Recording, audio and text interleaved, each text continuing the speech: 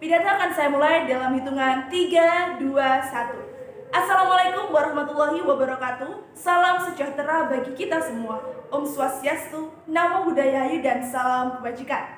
Dewan juri yang terhormat, perkenalkan saya Putri Devi Agustin selaku pembicara satu dari tim oposisi dengan mosi perdebatan kita kali ini, yakni pengenaan aturan cukai rokok tidak efektif.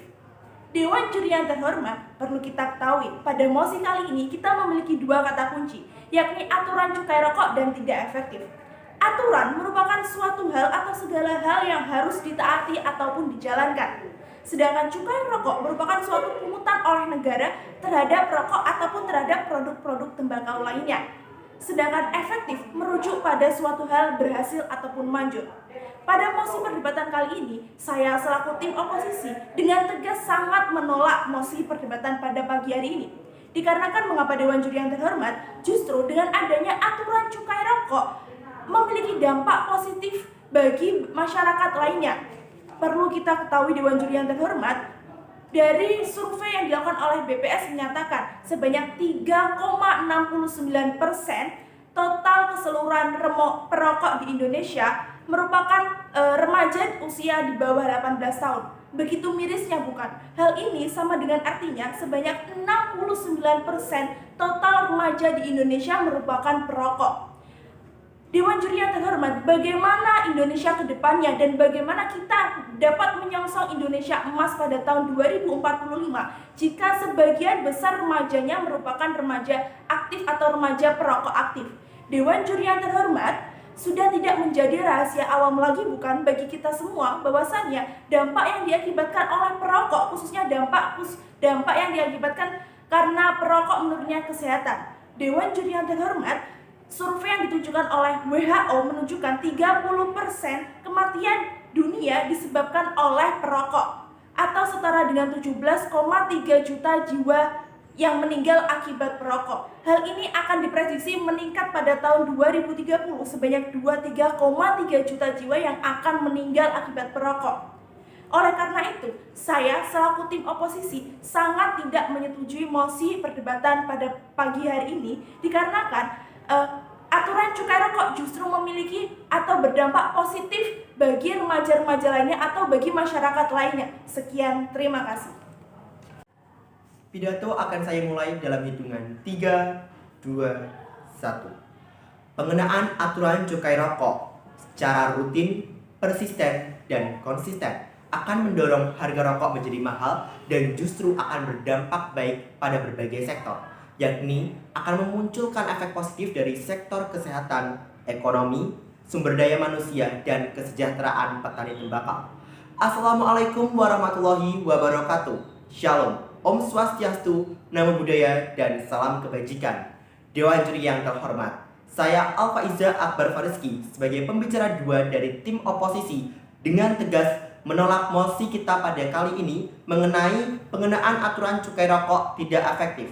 Untuk memperkuat argumentasi dari pembicara satu tim oposisi, saya akan melandasi argumentasi saya pada 4 faktor, yakni dari faktor kesehatan, di mana jika apabila kita memberlakukan pengenaan aturan cukai rokok justru akan berdampak baik dan berdampak positif kepada kesehatan suatu masyarakat pada suatu negara tersebut. Mengapa Dewan Juri yang terhormat? Karena apabila kita mengenakan suatu peraturan pengenaan cukai rokok justru akan mendorong atau membuat harga rokok itu menjadi mahal. Dan ketika harga rokok itu menjadi mahal, maka masyarakat, utamanya masyarakat menengah ke bawah, di mana masyarakat menengah ke bawah ini menjadi konsumsi terbesar dari masyarakat Indonesia dalam prevalensi konsumsi rokok berlebih, yakni sebanyak 11,6 hingga 12,2%. Masyarakat menengah ke bawah ini banyak sekali mengonsumsi rokok. Maka dari itu, sangat tepat dan efektif sekali apabila kita mengenakan aturan cukai rokok itu sendiri untuk membuat harga rokok menjadi mahal, maka konsumsi berlebih ini akan dapat ditekan. Dan ketika konsumsi rokok ini menurun, maka masyarakat itu akan menjadi masyarakat yang lebih produktif dengan tidak mengonsumsi rokok secara berlebih. Maka dari itu, apabila masyarakat tidak mengonsumsi rokok secara berlebih, maka kualitas kesehatan juga akan secara otomatis meningkat, Dewan Juri yang terhormat. Kemudian, jika kita tinjau dari rencana pembangunan jangka menengah nasional, yakni pada tahun 2020 hingga tahun 2024, diharapkan pada tahun 2024 mendatang, usia 10 hingga 18 tahun ini prevalensi konsumsi rokok yang berlebih ini akan menurun sebanyak 8,7%. Maka dari itu, sangat tepat sekali apabila kita memberlakukan pengenaan aturan cukai rokok untuk menekan konsumsi rokok yang berlebih agar kesehatan atau kualitas kesehatan suatu masyarakat menjadi lebih meningkat. Kemudian jika kita tinjau dari faktor yang kedua, yakni dari faktor ekonomi, di mana sudah pasti dan sudah tentunya pendapatan negara akan meningkat dari pengenaan aturan cukai rokok ini sendiri. Yakni jika kita tinjau dari data yang saya peroleh pada tahun 2021, pendapatan negara dari pengenaan bea cukai pendapatan negara dari cukai ini sebanyak 188,8 triliun. Sungguh pendapatan negara yang sangat banyak, bukan? Dan dari pendapatan ini justru akan berdampak pada alokasi perbaikan kesehatan seperti puskesmas dan posyandu sebagai dampak dari konsumsi berlebih itu sendiri untuk memperbaiki kualitas kesehatan tentunya. Kemudian jika kita tinjau dari faktor yang ketiga, yakni dari kesejahteraan petani tembakau. Jika kita mengenakan cukai justru akan berdampak baik kepada petani tembakau itu. Dewan Juri yang terhormat, perlu kita ketahui bersama bahwasanya apabila kita mengenakan peraturan cukai rokok ini justru tidak akan memberikan dampak yang buruk kepada petani tembakau, karena jika kita meninjau pada studi kualitatif PKJS UI yang menyatakan bahwasanya petani rokok ini atau petani tembakau ini tidak berdampak kepada atau tidak dipengaruhi oleh pengenaan cukai. Jadi kesejahteraan petani tembakau ini tidak dipengaruhi pada pengenaan cukai, namun dipengaruhi oleh tata niaga tembakau yang buruk serta cuaca yang buruk. Dewan Juri yang terhormat, maka dari itu sudah jelas bahwasanya apabila kita pengenaan aturan cukai rokok justru akan berdampak baik untuk mengalokasikan pendapatan negara tersebut untuk meningkatkan kualitas petani tembakau agar nantinya kesejahteraan petani tembakau ini pun juga akan ikut lebih meningkat. Kemudian jika kita tinjau dari sektor yang keempat, yakni sumber daya manusia akan juga lebih baik. Dewan Juri yang terhormat, mengapa demikian? Karena pada tahun 2045 kita akan menyongsong bonus demografi di mana generasi muda akan yang memimpin bangsa ini, dan apabila generasi muda ini lebih banyak mengonsumsi rokok, maka sudah dipastikan generasi muda akan terkena stunting, akan terkena efek buruk dari kesehatan itu sendiri. Maka dari itu, saya sebagai penjara 2 dengan tegas menolak mosi pada hari ini karena pengenaan aturan cukai rokok lebih efektif dan lebih memiliki efek yang positif. Terima kasih. Urgensi Indonesia saat ini adalah budaya konsumsi rokok yang berlebih sehingga dapat menghasilkan dampak buruk daripada berbagai sektor. Assalamualaikum warahmatullahi wabarakatuh. Om Swastiastu, Namo Buddhaya, salam kebajikan. Saya Natasha Felinita Budiansyah dari pembicara ketiga tim oposisi pada mosi kita pada perdebatan kali ini, yakni pengenaan aturan cukai rokok tidak efektif. Sekali lagi, saya tim oposisi menegaskan kembali bahwa kita tidak setuju pada mosi kita pada kali ini, yakni pengenaan aturan cukai rokok yang tidak efektif. Dikarenakan cukai rokok yang saat ini diberlakukan pada Indonesia dan aturan-aturan cukai rokok yang telah diberlakukan pada di Indonesia tidak sesuai dengan apa yang ada pada status quo pada Indonesia saat ini. Bisa kita ketahui bahwa pengguna rokok yang ada di Indonesia sangatlah banyak, khususnya pada kaum pelajar, yakni 69% masyarakat Indonesia yang berusia remaja mengonsumsi rokok berlebih. Bisa kita ketahui bahwa hal itu telah dijelaskan pada pembicara kedua dari tim oposisi yang menyebutkan bahwa terdapat faktor-faktor yang bisa memperkuat argumentasi kita pada kali ini pada mosi kita ini tentang pengenaan aturan cukai rokok yang tidak efektif, yakni yang pertama ditinjau dari faktor ekonomi, yakni yang pertama kita ketahui bahwa pengguna rokok yang di Indonesia saat ini adalah sebesar 69% berasal dari remaja Indonesia dan juga masyarakat menengah ke bawah, khususnya yang mengkonsumsi rokok berlebih. Bisa kita ketahui bahwa aturan biaya cukai rokok yang bisa kita ketahui bisa menurunkan mereka yang mengkonsumsi rokok berlebih dikarenakan harga dari rokok itu sendiri meningkat sehingga masyarakat menengah ke bawah tersebut bisa mengurangi konsumsi rokoknya.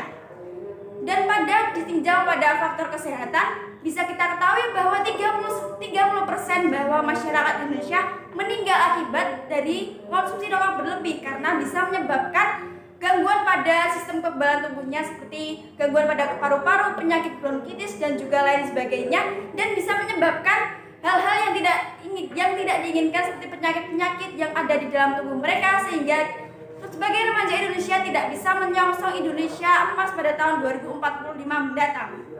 Lalu pada sektor kesehatan sudah kita katakan bahwa akan menurunkan kesehatan bawah masyarakat Indonesia jika mengonsumsi rokok berlebih. Lalu yang ketiga yakni faktor ekonomi, bisa kita ketahui bahwa penaikan atau aturan cukai rokok saat ini adalah sangat efektif untuk diberlakukan pada Indonesia saat ini. Bisa kita ketahui bahwa hasil dari penaikan harga cukai rokok itu sendiri akan menaikkan anggaran pendapatan belanja negara itu sendiri, bukan? Karena bisa kita ketahui bahwa anggaran pendapatan belanja negara tersebut bisa kita alokasikan kepada berbagai sektor-sektor di Indonesia saat ini sendiri, tidak hanya dari sektor ekonomi, sosial, politik dan juga pembangunan di Indonesia seperti infrastruktur dan juga lain sebagainya. Lalu yang terakhir yaitu pada sumber daya manusia. Bisa kita ketahui bahwa SDM yang unggul, kita bisa memanfaatkan SDM yang unggul ini bahwa jika mereka terbebas dari konsumsi rokok yang berlebih, kita bisa menyongsong Indonesia pada tahun 2045. Indonesia bisa melakukan bonus demografinya secara maksimal. Karena apa? Karena generasi kita pada saat ini sudah terbebas dari kecenderungan rokok dan juga konsumsi berlebih pada rokok ini sendiri, sehingga kita bisa menyongsong Indonesia emas pada tahun 2045 dengan adanya aturan cukai rokok pada saat ini. Sekali lagi saya tegaskan sebagai pembicara ketiga dari tim oposisi secara tegas menolak pada mosi kita pada pagi kali ini, yakni pengenaan aturan cukai rokok yang tidak efektif, karena kita bisa meninjau dari keempat faktor tersebut, yang pertama faktor kesehatan, yang kedua faktor ekonomi, dan yang ketiga faktor sosial budaya, dan yang keempat adalah sumber daya manusia yang ada di Indonesia saat ini untuk menyongsong bonus demografi pada tahun 2045. Sekian dari saya. Wassalamualaikum warahmatullahi wabarakatuh. Pidato akan saya mulai dalam hitungan 3, 2, 1. Dewan juri yang terhormat, sebagai pembicara penyimpul pada mosi perdebatan kita kali ini mengenai pengenaan aturan cukai rokok tidak efektif, kami sebagai tim kontra kembali mempertegas bahwa kami tidak setuju pada mosi perdebatan kali ini, dikarenakan pengenaan aturan cukai rokok justru memiliki dampak positif dan efektif dalam berbagai sektor dan berbagai aspek. Argumentasi yang kami paparkan telah meninjau dari berbagai aspek yang menunjukkan bahwasanya pengenaan aturan cukai rokok justru memiliki keefektivitasan dan dampak yang positif dari faktor-faktor tersebut. Yakni yang pertama dari faktor kesehatan. Apabila kita mengenakan cukai pada rokok, justru pola konsumsi berlebih pada masyarakat akan menurun dan dapat ditekan. Dan ketika konsumsi rokok yang berlebih ini dapat ditekan, maka kualitas suatu kelompok masyarakat juga akan ikut meningkat. Kemudian dari faktor ekonomi, ketika kita memberlakukan cukai rokok, maka pendapatan negara akan ikut meningkat dari cukai rokok itu sendiri. Kemudian jika kita tinjau dari faktor yang ketiga, kesejahteraan petani tembakau akan meningkat dikarenakan tidak adanya data dan fakta yang menunjukkan cukai rokok membuat petani tembakau memiliki kesejahteraan menjadi menurun, dikarenakan penyebab dari kesejahteraan petani tembakau ini dipengaruhi oleh tata niaga tembakau yang buruk serta cuaca yang buruk, bukan dari cukai itu sendiri. Kemudian jika kita tinjau dari sumber daya manusia, yakni dari faktor yang keempat dari sumber daya manusia, maka cukai ini akan memiliki dampak yang baik kepada kita sebagai generasi muda pada tahun 2045 yang akan menyongsong pada tahun 2045 tersebut. Maka dari itu, dari 4 faktor yang kami jabarkan dan 4 faktor yang kami tinjau dari berbagai arah menunjukkan bahwasanya justru pengenaan cukai memiliki dampak yang positif. Terima kasih.